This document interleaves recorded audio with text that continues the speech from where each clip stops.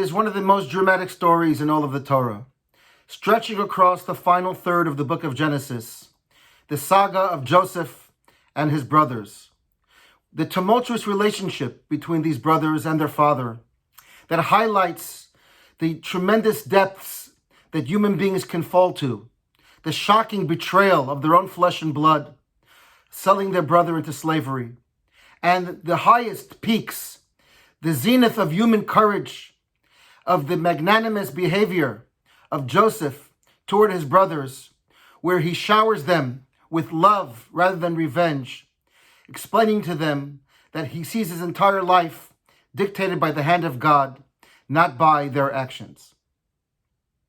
The Torah tells us that the animosity of the brothers toward Joseph begins because of the unique relationship and love that Jacob shows in preference to Joseph, and the dreams that Joseph has, where he sees himself as a domineering force in the future over his family.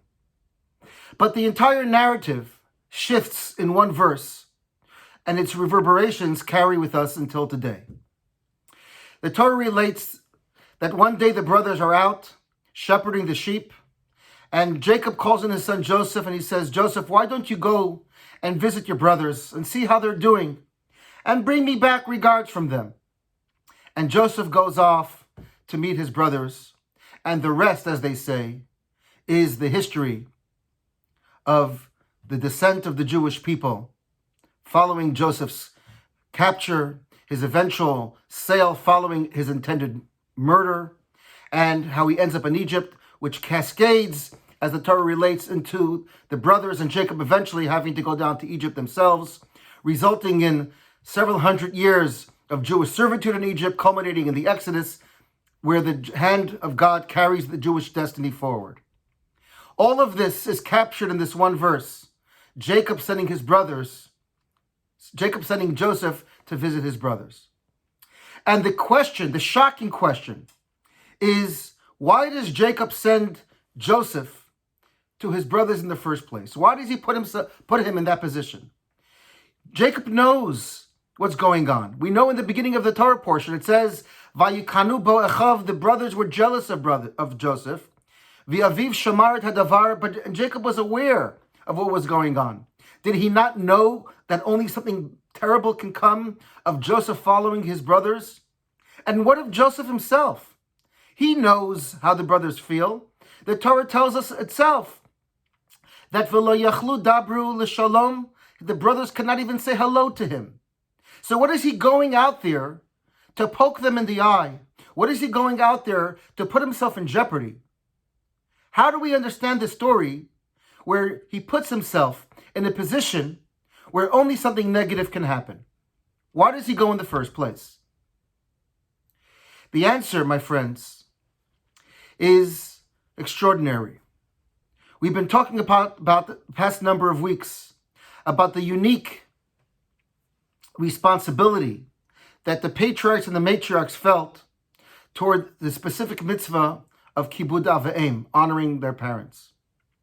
And Joseph understood that there was a severe disrespect that he had to rectify between the relationship between his brothers and their father.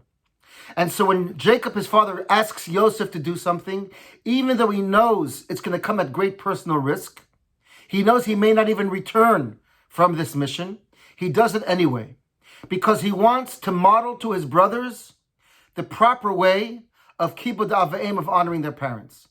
We know this because at the end of Jacob's life, when he gathers his children to bless them in the portion of Vayeishev, he criticizes the first number of children, Reuven, Shimon, and Levi, all of them, for their specific lack of regard and disrespect for their father. Reuven, because he meddled in his father's intimate business. Shimon and Levi, for not coming and asking Yaakov his opinion before they went to Shechem and carried out their scheme to take revenge, to honor their sister Dinah, which Yaakov, to the end of his life, still was upset that his own children did not show him the proper accord and the proper honor. And so Yosef understands that as the dutiful son, he's going to show to his brothers, look, I'm willing to do what dad asks me to do, even when it makes no sense. Even though he's asking me to do something impossible. He's putting me in an impossible situation. I'm going to do it anyway because this is what we do when our parents ask us to do something. We are going to do it. And therefore, Joseph puts himself at great jeopardy, as indeed it happened, that he put himself in harm's way. And it resulted in him never ever coming back home. This was the last trip he was going to make in the land of Israel. But he did it because his father asked him, because he knew that he needed to save his brothers from this terrible defect of disrespecting their father. I want to add my own feeling to this, and that is that Joseph understood that he needed to do a tikkun over many generations for what had gone on throughout the book of Genesis. Because you see, we find that in every relationship between parents and their children, there has been a dichotomy between one child and another child. Yishmael and Isaac, Jacob and Esau, where one parent shows a preference for the other one. And here this thing keeps repeating itself, where Jacob shows preference for Joseph over his brothers. And Joseph himself knows that nothing good can come out of it. Indeed, at the end of Jacob's life, in the portion of Vayeishev, when he wants to bless Jacob's children, Manasseh and Ephraim, Jacob wants to put one hand over Ephraim, over Manasseh. He crosses his hands, and Joseph winces because he realizes nothing good ever came out of a parent or a grandparent showing preference for one child over another. And he tells his father, what are you doing? This is the older one. And Jacob says, I know. Joseph knew that his father knew which was the older, which was the younger. Yaakov wasn't senile. But Joseph is telling his father, Dad, whenever in the history of our family did something good come out of raising the profile of one child over another? Never. Look at my own life. Look what happened to me. Look at your life. Look what happened to you when parents take sides with their children. And this is, I believe, what was happening in this Torah portion. Joseph goes to his brothers because he realizes that there's a dark cloud hanging. His father did not honor his own parents for 22 plus years, and a price was needed to be paid.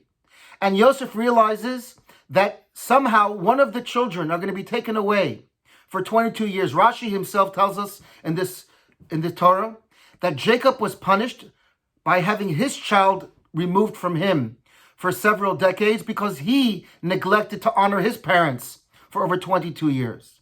And think about the incredible sacrifice of Joseph. Joseph knows it has to happen. And you know what he says? If it has to be one of the children, let it be me. Yosef is called Yosef HaTzadik, Joseph the righteous, because he takes upon himself this incredible task where he's going to go to his brothers and he realizes that this may be the end of his life. This may be the opportunity they're waiting for. And this is the decree coming from heaven that one of Jacob's children will be taken from him the way he removed himself from his parents' life. And you know what Joseph says? Better me than any of my brothers. If it has to be someone, let it be me. Why? Because Joseph sees his entire life as a mission from God. God sent me for a purpose and a mission, and he wants to take it upon himself. He cannot bear to see his brother suffering.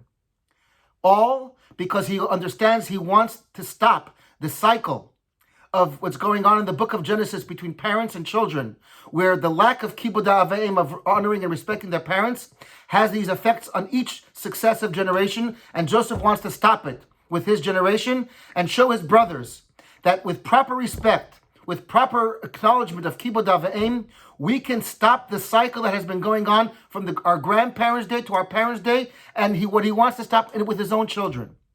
The lesson we can learn, my friends, from this, as we've been talking for several weeks, is the tremendous power and awesome responsibility we have of kibud ha'avim, and that the way we treat them, our children would treat us, and what happens in our lives has a profound and unbelievable effect on all future generations, not just the ones immediately after us, but till the end of time. What happens throughout the days of Tanakh is between the children of Joseph and the children of the other 12 tribes keep repeating itself. And Joseph calls out to us to tell us, to give us this lesson and say that we have the ability to show proper honor and proper respect, even when it's hard, even when it's difficult, especially when it causes us to put us in an uncomfortable position and perhaps even in a dangerous one. Nevertheless, the merit and the mitzvah of Kibud Av V'Em, of Yaakov, asking Joseph to do something that he knew was difficult. Deep down, perhaps, Jacob was hoping that he could give Yosef the merit that he himself lacked and he wished he had for his own parents. He wants to give Joseph that awesome responsibility that can help fix what he missed in his life. Joseph does it because he wants to elevate his brothers. He doesn't want any of them to have to pay the price to be that child. He'd rather be him because he knows and he feels every moment of his life that it's God's hand carrying him through his destiny.